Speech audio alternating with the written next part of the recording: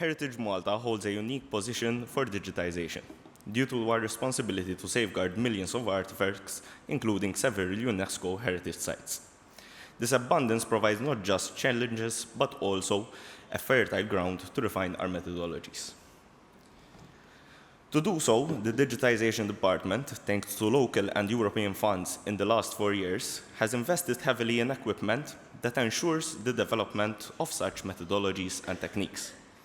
Our arsenal of equipment consists of diverse tools, including handheld laser scanners, such as the Creaform Spark, photogrammetry rigs, which consist of cameras, polarizing filters, and specialized flashes, LiDAR scanners, Insta360 cameras to get highest quality HDRIs, an Autel Evo drone capable of capturing GIS data and 6K resolution photos, lighting rigs, and finally high-end computers and servers which enable us to process and store all this data.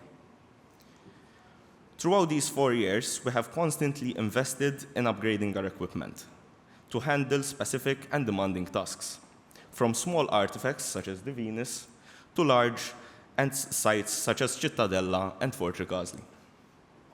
Each tool has its unique strengths and limitations. Starting with our handheld laser scanner, it is one of our most accurate tools, enabling us to reach 0.1 millimeter accuracy and has very fast acquisition time.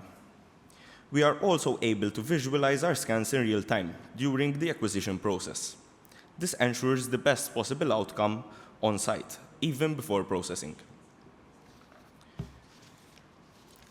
Yet, handheld scanning comes with some limitations. The amount of processing time needed, its difficulty to scan highly reflective surfaces, it can only scan small to medium-sized objects effectively, and it lacks portability during field trips due to the need of an electrical supply.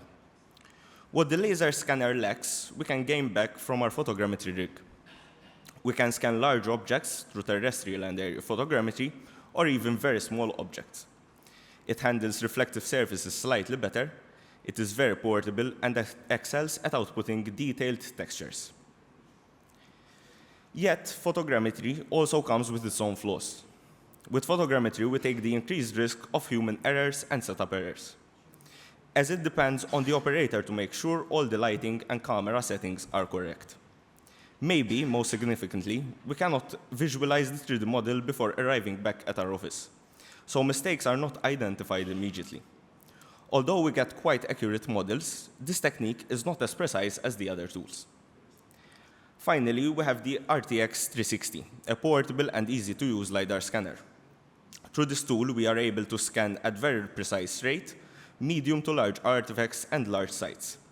Although this must be one of our favorite tools, maybe because it's one of our latest acquisitions, it still has some drawbacks. This is mainly its inability to scan highly reflective surfaces, the lack of high-quality textures we get, and the high amount of data and processing to ensure quality 3D models. Having such tools is somewhat of a luxury, yet all come with new learning curves. As our team grows and our kit expands, we find that good methodology is the key to successful projects. Thus, we are focusing heavily on finding our own methodologies, which we must constantly improve and iterate. We base our methodology on 4 questions: why, what, where, and how. Being a service provider department for Heritage Malta, our department many times receives requests from curators, conservators, to digitize certain artifacts from the collection. And the first question we ask is why? Why are we scanning this? The reason can be varied, such as documentation, research, conservation, BIM, or even interpretation. This answer gives us an idea what the final output must be. Thus, we get an initial idea of what tools and processes we might use. The second question we pose is what? What are we scanning? What is the material? What is its size?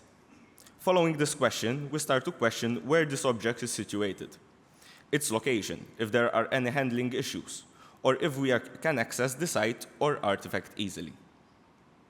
Finally, after compiling these 3 questions, we sit down and ask ourselves, How are we going to do it? What techniques should we use? What tools to bring, etc.